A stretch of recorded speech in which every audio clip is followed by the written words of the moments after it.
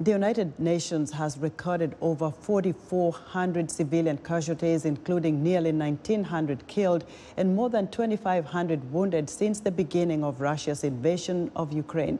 But the Office of the UN High Commissioner for Human Rights, which keeps track of civilian war victims, says it believes this count is grossly underestimated.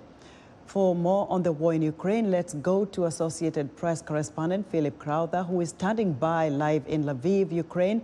Philip, what's the latest?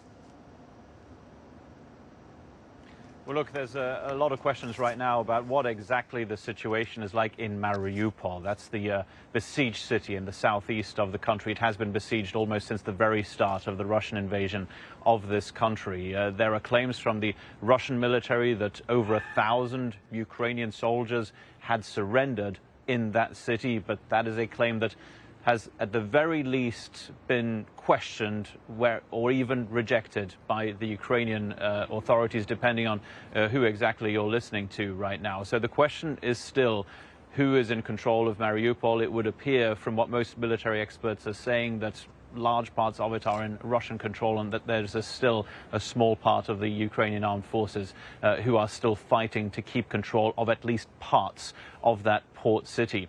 Mariupol, by the way, is one of those places where civilians were not able to use humanitarian corridors today. They had been planned in many cities over the last few days, but the Ukrainian Deputy Prime Minister telling us today that no humanitarian corridors would be possible today. First of all, because she says that Russia is not accepting the ceasefires, is violating the ceasefires put in place, and secondly, because they're not allowing evacuation buses to get out of those besieged areas or those that might be attacked by Russia over the next few days and weeks as part of what is expected to be a pretty large-scale offensive in the east of the country. And several European presidents are meeting with President Zelensky as we speak. What have you heard so far from this meeting?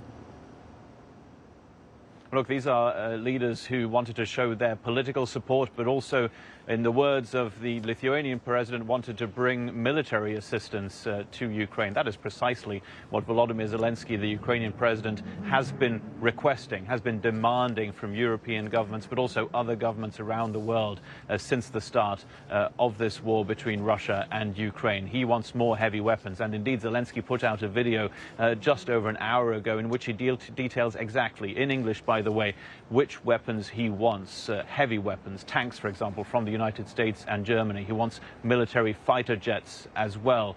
And these are weapons that he wants as quickly as possible. The view from President Zelensky here in Ukraine is essentially this one, that the Ukrainian army has shown that it can fight because it pushed back the Russian military from the outskirts of the capital city, Kyiv. But it needs the weapons to be able to actually beat an enemy that is so much stronger on paper, at least. So these heads of state were able to show their support, but there was somebody missing. Frank-Walter Steinmeier, the German president, was also expected and was expecting to be part of this trip, but he appears to have been rejected by the Ukrainian presidency. Why? Because he is believed to have been too close to Russia, and the German government is believed to have been too close to the Russian government in the recent past.